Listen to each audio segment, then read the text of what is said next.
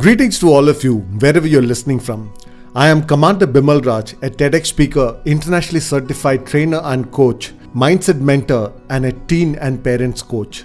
In this podcast, The Awkward Talks, I bring you topics that are usually considered taboo or are not discussed freely by the youth, but are some of the most pivotal things that we should be talking about. Hello everyone, wish you all a happy Pride Month. Well, I'm not sure if all of you are aware of the fact that Pride Month is celebrated every year in June. Now, some of you may be wondering what exactly a Pride Month is.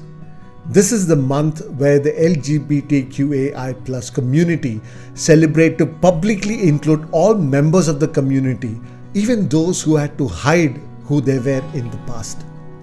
Now, this is done in the month of June to honor the 1969 Stonewall Uprising in Manhattan. Now, this uprising, which started on 28 June 1969, was the tipping point for the gay liberation movement in the United States. There were a series of events between the police and LGBTQ protesters that stretched over 6 days that fundamentally changed the nature of LGBTQ+ activism in the United States. Now, LGBT Pride, also known as Gay Pride or simply Pride, is the promotion of the self-affirmation, dignity, equality, and increased visibility of lesbian, gay, bisexual, and transgender people as a social group. Pride, as opposed to shame and social stigma, is the predominant outlook that bolsters the LGBTQ rights movements. Let's talk about the history of LGBTQ movements. Now, even now, around the world, lesbian, gay, bisexual, trans, and intersex people continue to face widespread stigma, exclusion, and discrimination, including in education, employment, and healthcare. This happens within homes and communities. They even face physical attacks and extreme violence. They are beaten, sexually assaulted, tortured, and killed. As on date, it is a criminal offense in about 70 countries, and in 11 countries, it even calls for death penalty. Now, from an Indian context, India has officially recognized third sex and homosexuals as equal citizens. Acceptance and celebration of all types of love, as well as a neutral view of the concept of homosexuality, were central to ancient Indian culture as well. As far back as 400 BC, the Kama Sutra, said to be written by the Indian philosopher Vatsyayana, describes homosexual acts in detail, including explicit instructions on how to perform such acts. It describes men who have sex with men, women who have sex with women, as well as bisexuals, transgender persons, and intersex persons. The oldest of Tamil texts, Tamil Sangam literature from 3rd BC to 4th AD, it included descriptions of man-on-man relationships and relationships between transgender people. Other ancient texts like Arthashastra, Narada Smriti, and Sushruta Samhita also mention different types of same-sex relationships. But as much as some myths and ancient texts detailed and even instructed on LGBT relationships, other texts like the Manusmriti ridicule the same. It detailed punishments like shaving the head of a woman or cutting off her fingers as punishment for engaging in lesbian intercourse. In 1861, British people believed that these sexual practices were against the order of nature. As a result, the Indian Penal Code included a provision that made it illegal to engage in any kind of gay behaviors. Finally, on 6th of September 2018, the Supreme Court of India scrapped the law that criminalized same-sex relationships and allowed LGBT individuals to engage in consensual intercourse without fear of imprisonment.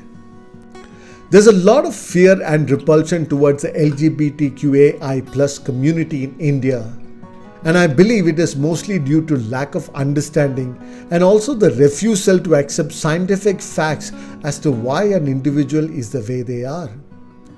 There are a lot of issues to be discussed under this topic, but have dedicated this podcast to understanding gender and sexuality. See, there is no point living in denial, as this will be our reality and the norm. Our children will have friends from all walks of life, including the LGBTQAI community. You'll have colleagues as well. And for you to accept them like everyone else, you need to understand them better. This is also crucial because this is important for them. Now look at it this way. How would you feel if you're a man and someone referred to you and called you a female, or the other way around? The impact is the same when you don't get a grasp of their gender and sexuality and other important aspects associated with them.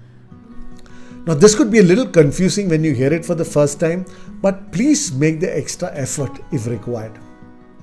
Let us first understand gender and sexuality. Although the terms are often used interchangeably, please remember that gender is not the same as sex. Sex is the anatomical classification of people as male, female, or intersex, as it is usually assigned at birth. Now coming to gender, gender has two components. First is gender identity. This refers to how you view yourself in terms of gender. It is a person's sense of being a woman, a man, both, neither, or anywhere along the gender spectrum. It could be the same as or different from the birth assigned sex. The second is gender expression. This is how a person publicly expresses or presents their gender. This can include behavior and outward appearance such as a dress, hair, makeup, body language, voice, etc. A person's chosen name and pronoun are also common ways of expressing gender. Trans or transgender is an umbrella term referring to people with diverse gender identities and expressions that differ from the standard gender norms. It includes but is not limited to people who identify as transgender, trans woman, trans man, transsexual, cross-dressers, or gender non-conforming, gender fluid, or gender queer. Now, people who identify as having no specific gender may use terms such as gender queer, gender neutral, gender fluid, gender diverse to indicate they feel they don't fit into traditional gender categories of male or female. Now let's talk about sexuality. Now sexuality or sexual orientation refers to the sex or gender of people you are sexually attracted to. There is no wrong type of orientation. You may be homosexual, gay, or lesbian if you are attracted to people of the same sex as yourself. You may be heterosexual if you are attracted to people of the opposite sex as yourself. The word straight may be used to refer to heterosexual men and women. You may be bisexual if you are attracted to both sexes. You may be pansexual if you are attracted to people regardless of their sex or gender. The word queer may be used to refer to pansexual men or women. This is sometimes called polysexuality or omnisexuality. You may be asexual if you are not attracted to either sex. Now it is important to find out how a young person identifies and use the same language they use. If you are unsure, ask your child or the loved one how they would like to be addressed and what pronoun is appropriate.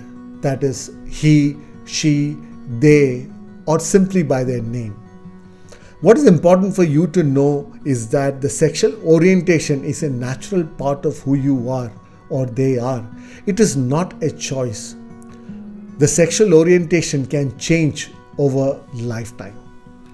Now, what causes sexual orientation?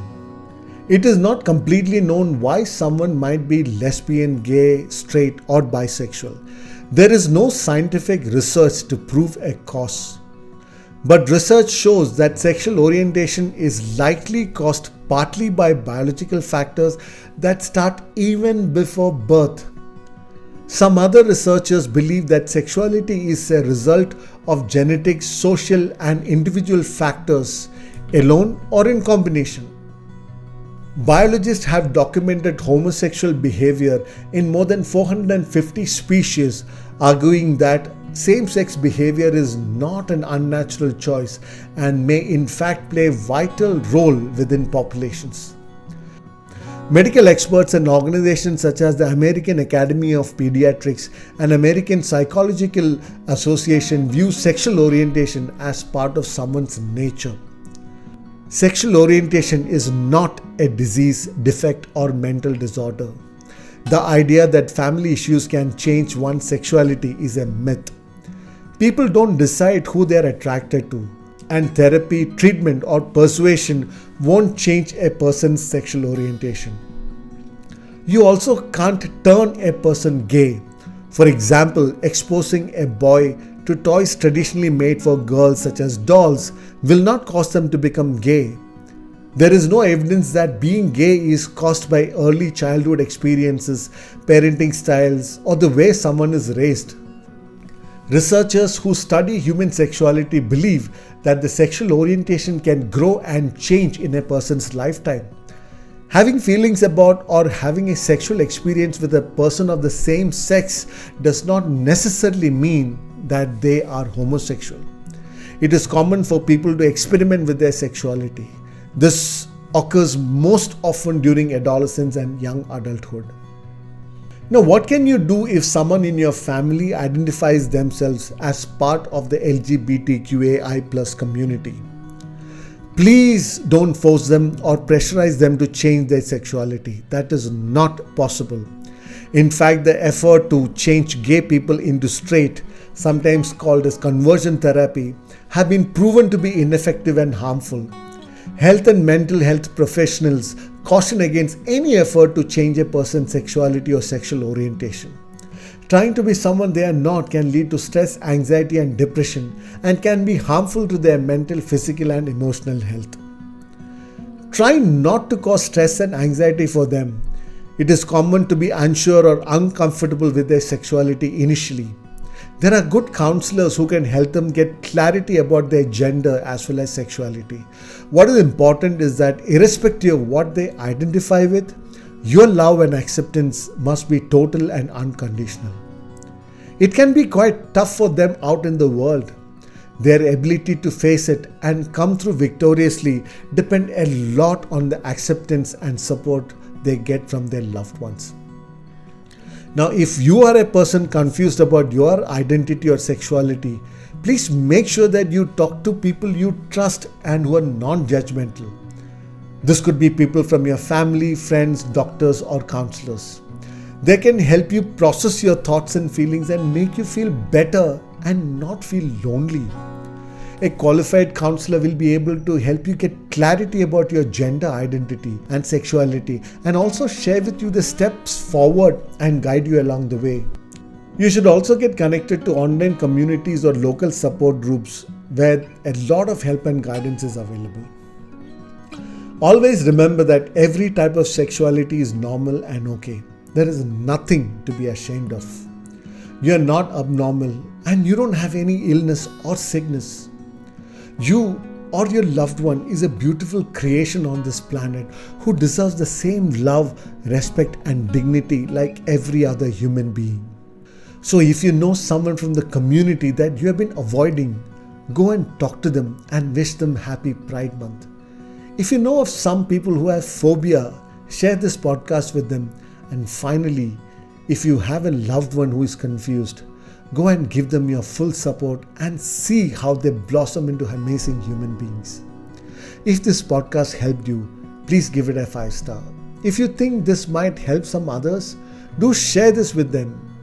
If you need to listen to this again, please do so, because it is important for you to have clarity about the information covered in this podcast.